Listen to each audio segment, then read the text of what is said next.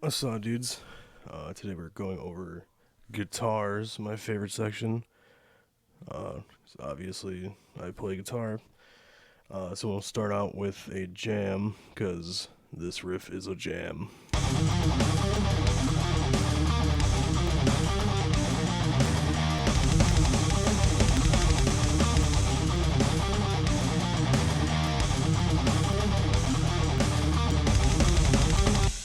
Okay, that's enough of that. So, sorry, I'm just trying to find my beer. Got a lot of empties over here. There it is. So, like most of the other videos in this series, I'm just going to be going over signal. We'll start signal chain, and then from there we will move to, I guess, this signal chain. And just kind of go over some tips and tricks and thoughts. I am going to make another video going over like all the gear used and everything with video. That'll be the first one with video actually, and not this super easy to use recording or desktop recorder. That one will go over I don't know, probably just like video montage of all the shit used, mic placement, acoustic tuning,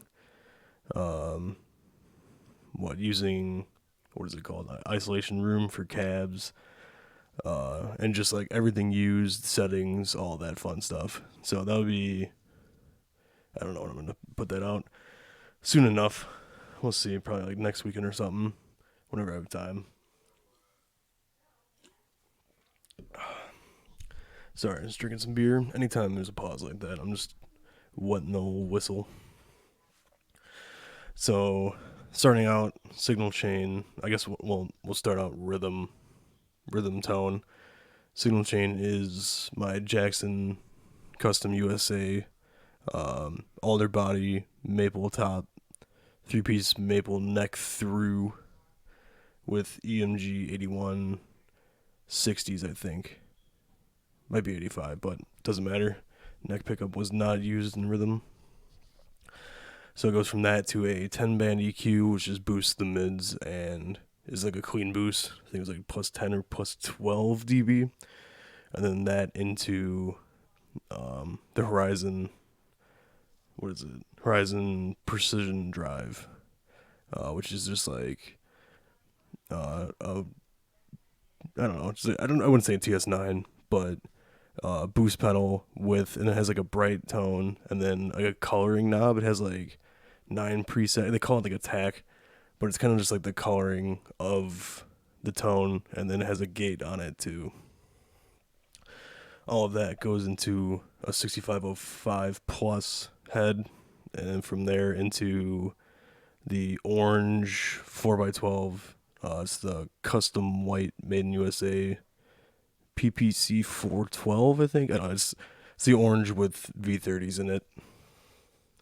Thing is dope, but it weighs almost as much as me. From there, we're doing the mic used SM57. Yeah, I'll get into placement on the other one. Let's say it's like a foot off the cab, which we'll get into why and angles and all that in that other video, but it's like a foot off the cab, that into a Focusrite, and that into this lovely program of Ableton.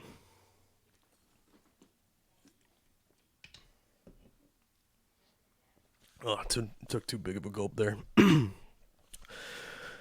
So we'll start off. Easiest thing here, double track guitars. Let's see, I'll just give it a taste here.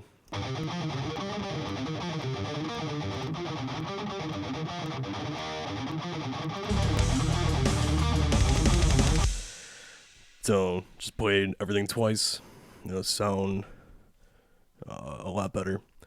You can pan them. I have them pan all the way left and all the way right. As you see here, it doesn't go to 100, it goes to 50. But that just like kind of lets you, I don't know, you get away with a lot more. It rounds out the tone a lot.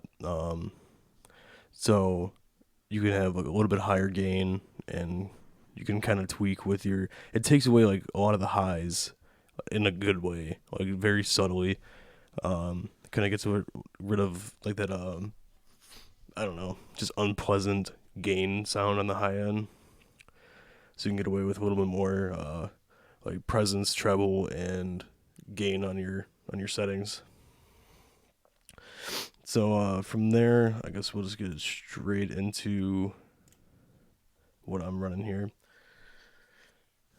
So first off is this plugin. I don't know who it's from. TDR Nova. I think it's from TDR. Let's see. I don't know. I got my plugin folder all fucked up, so that's not going to help us there. But yeah, it's TDR Nova. It's free. It's a 4-band EQ with a high and low pass. So it kind of gives you a lot to work with. Just going to go over like what EQing does, just really quickly. I'm assuming if you're still watching this and you kind of know how to do all this stuff, or at least have heard of it. So let's get a solo guitar track going here. We'll switch riffs just to give it a little spiciness here. So you can just take this, so you can see everything. You can hear in the background, there's just like noise. So if you don't want the noise, just cut a little bit out. And kind of just gives it overall just a better tone. I guess the easiest way to tell like what it's doing, let's turn it off here.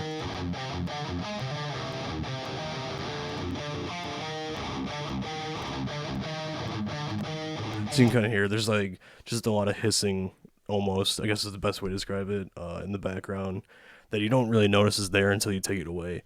So it's just a way to make everything a little smoother sounding.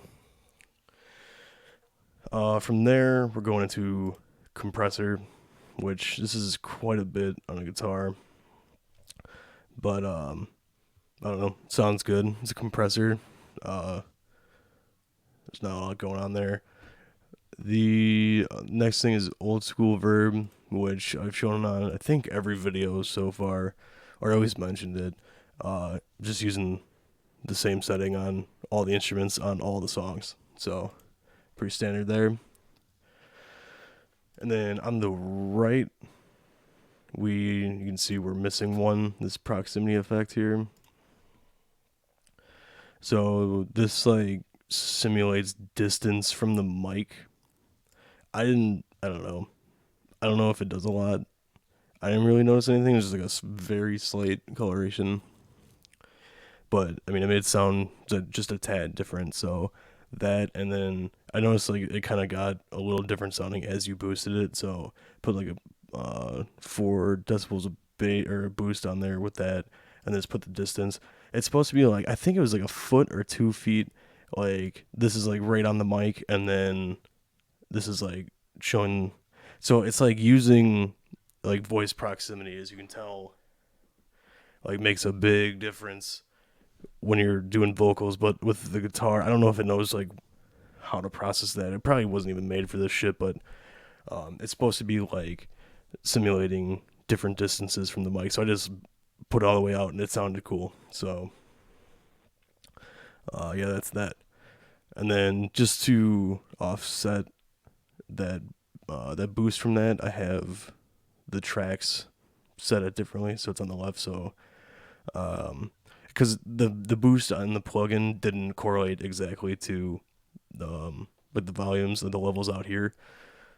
So that's why like someone's like, oh, he said 4, so it's still gonna be boosted on the left. No, it's different. I'd like looked at it, so that keeps it pretty much the same.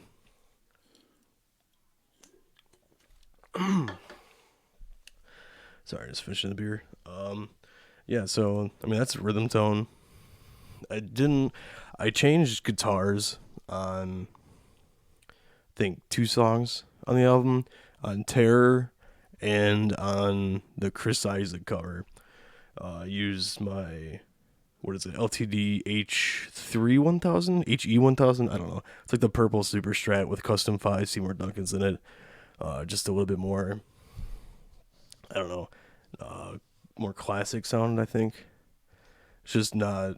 It's just different. It's passive versus the compressed, active signal. So, um, no, I didn't mess around a lot there. I did with solos, which brings me to my next point. Um, I think I used like 5 different guitars, just because. I mean, it didn't really matter as much. I always wanted to have fun, so I get to say I used 5 different guitars. But we'll move on to solos. Just kind of give you a taste of what we're working with here.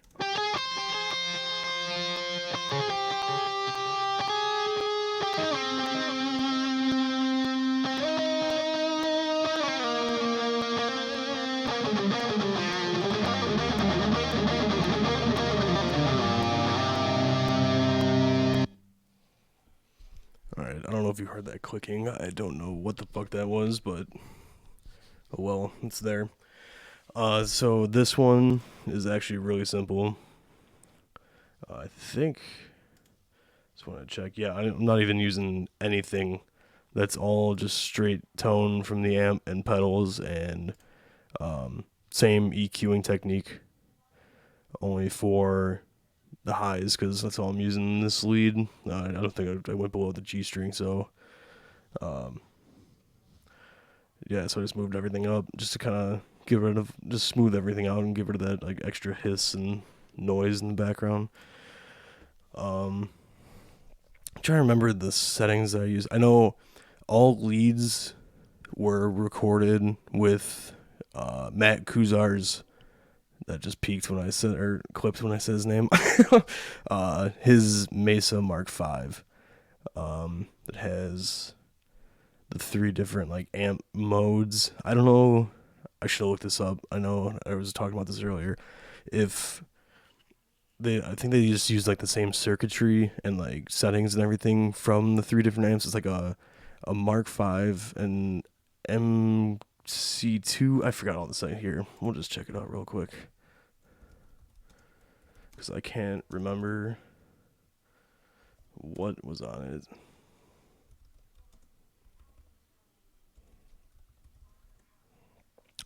So let's just see what the good old Google has. I just need a picture. I guess we'll take a look. See what you can get. Oh god, that shit is expensive.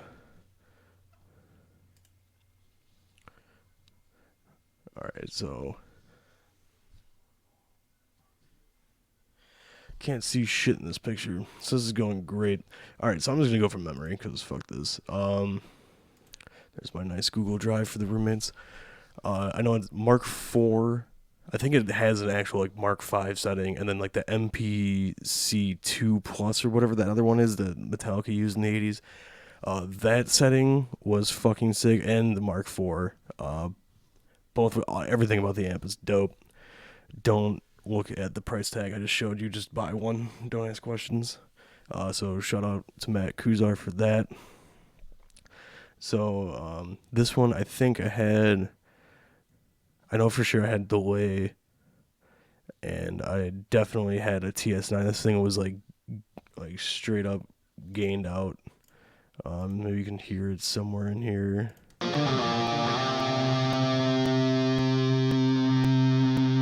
See, that clicking's back. I don't know what the fuck that is. Oh well. So that's pretty much everything. Was solos. I don't have a lot to go on because I was using everything out of the amp and just what I could get. But if you want to go that route, that is great. But I will recommend DI at the same time. Just DI everything. Your rhythm cleans everything. Just so you can go back, you can reamp, you can adjust and use like plugins or effects already on here. Just so if you're not doing this for yourself, and like someone says like, oh, I want it to sound this way, you don't have to tell like a band you're working with or anything like, oh shit, we have to re-record. Like, nah, I just fuck with the reamping or just the DI signal. Definitely would have done that if I had the capability, or I guess it would be know-how back then. I started this album a long ass time ago. Well, it feels like it was only like a year and a half, but yeah, DI everything. Just gives you a safety net, and you can always go back and change shit. if you're hurting for like sales or something, get that remaster. So solos, that's about it. Pretty easy on the recording and mixing side. Just I have it boosted 3.5 dBs. This changes song to song, just depending on. Here I have no drums. Uh, Bass is really low in the mix and a clean guitar, so there's not a lot going on. So this one can just like sit there freely. Others I just like boosted the shit out of it. I didn't even boost it. I just like doubled the track. I just copied and pasted, so it was just like that much louder. And then you can use like I know I used like the actual just like the Ableton stock like these reverb and delays. I used some of that when I wasn't happy with like the delay, or if I just didn't record with one. Another tip into the hat to DI. I didn't. You can do this with that. I mean, I guess I did it without it. You just slap some delay on there, and it sounded way fucking better. When in doubt, just drown it in delay. But no, so it just depends on the song. It depends on the styling. Like I have one just like shredding at like 210 BPM. I didn't do shit to that one, just cause. I mean, if you put any reverb, delay, or kind of like do anything, kind of just loses itself in that effect. So just a straight up, just solo straight in. So, and I did notice. I want to say to like the EQing and stuff. You might want to go a little less on like the solos, just because you can hear it a lot more. Like it takes away. It almost takes away some of like the like super like fine intricacies of like your picking hand and like your pick attack and stuff. Especially if you're just like shredding on like the high E, like it kind of fucks with that sound a little bit. So you kind of have to like pick and choose. Well, do I want a little bit of shittier sound, or do I want like my playing? Or I'm sorry, that I guess that would be with the shittier. So like shittier sound with like all of your playing style being brought out, or like better sound quality, but you kind of lose some of that. Um, to me, I didn't give a shit. You saw, I EQ'd the same. I'm a rhythm player. I can play fast and shit, but like I don't. Writing solos is almost like a chore to me. I don't like it. I'm not that good at it, so probably why I didn't pay much attention here either on that. But enough about solos. We'll move to clean guitars, which is pretty much just as simple. I didn't have. Yeah, I have this EQ here and did nothing with it. So let's give you a little sample of what we're working with here, and I'll go over like what I was using.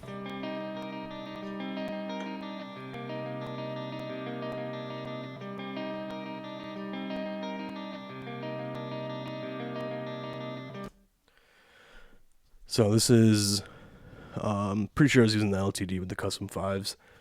Get away from that compressed EMG tone. That into a Hall of Fame Reverb 2. Highly recommend. It's like $80 on Reverb used. That was on the shimmer effect, which is really nice. I think I used that in Terror's intro too. Like I would want like 2 or 3 on my pedal board, like one for always on, one for the shimmer, and then one for just like they have like a shitload of settings on it. You can like preset other ones too. It works really well with a delay. That like one for a lead tone. So if you need dope, I mean you just need one if you're just recording. So would definitely recommend that. But it was the LTD into the Hall of Fame reverb, and then straight into the amp, and playing on the bridge pickup. I mean, it's just record it, and that's about it. It's just clean guitar. I did have this one double tracked. Looking back on it, I don't even know why I'm wasting my time. It probably would have even been better to single track it and put it like straight center. Don't pan it at all, so that way, like, because I think I have the bass centered here. Well, yeah, it's always centered. So everything would be like centered, coming from everything, or at least the guitars being panned. I don't know if you can hear Andrew laughing in the background like a jackass. Um, so what the hell was I at? Oh yeah, that's right. This guy's fucking yelling in the living room. Yeah, if you put everything up the center, then coming back to your guitar's pan left and right, it kind of gives like it changes like the listener's standpoint almost. Like I'm trying to view it as like the guitars are like wide left and right, and then singer and drums and bass all kind of have like their own height within the center of that. I'm trying to like in your full spectrum of view try to visualize that. So if you move everything back to the center and then move it back out left and right, it kind of just changes their listening standpoint and kind of throws them a curveball and just makes everything, I don't know, like subtle things like that. I feel like just kind of make shit better. So just a thought, but yeah. So clean guitar is super easy. I didn't need to double track them, but I did. So nothing we can do there. The only other thing that's like really different on the album, I mean, everything everything's kind of like to taste. Each song, sometimes just like a lower, the song's played in lower, so like everything's to be like kind of shifted that way. It just depends on the song. If you got running bass lines, like staccato ones, if what part of the register that's playing in. So everything's kind of taste. I won't say like I use one song as like a an example, but all of them kind of are done just a tad differently. But this isn't just the general idea. So the only thing I did use was an acoustic on the instrumental Fractal Dissonance, and that was probably the easiest thing to record. Put the SM57 right next to the strings and adjust your mic input. So yeah, that one's pretty easy. I think that's pretty much it. I mean, I don't, like I said, there's a lot of shit, and I'll definitely have a longer video, maybe like two, of showing all the gear used and just giving like a rig rundown of myself, pretty much, just because I love gear. So that'll be a fun video. I'll go actually talk about what I'm doing now. Using a 2 mic setup for guitars now, one SM57 and one Sennheiser MD421. I also got a new cab, one with a V30 and a creamback. So I have the SM57 like halfway between center and the edge of the cone on the creamback, and then I have the Sennheiser dead center on both on the grill, but the Sennheiser dead center of the V30, and I run that into a mixer, so that way you can like, it has a 3-band EQ, but I don't really fuck with that too much. Just like pretty much the low end, the highs it doesn't really do much. The highs and mids aren't that the greatest EQ, so but I fuck with the lows a little bit. But you can adjust and blend like the volumes of each mic, so it kind of, I don't know, it just gives you a lot more room to play with, and it definitely helped my tone a lot. The low end, everything, it just made everything like a little more clear and more present. So the mixing board, I got a 12-channel Mackie for $90 shipped from Reverb, and I scooped the Sennheiser from a local music store for like $225. So I mean, it's like $350, $375, and you have like fucking legit setup for guitars. Well, plus the your audio interface, but I'm assuming you'll probably already have one before you get to this point. So that's pretty much what I'm doing now. It's a lot better than just a single SM57. Just because you can play around with it so much, it gives you a lot more to work with. So definitely recommend that. Other than that, I think that's about it. I'll leave you with just some jams, and I'll see you next time.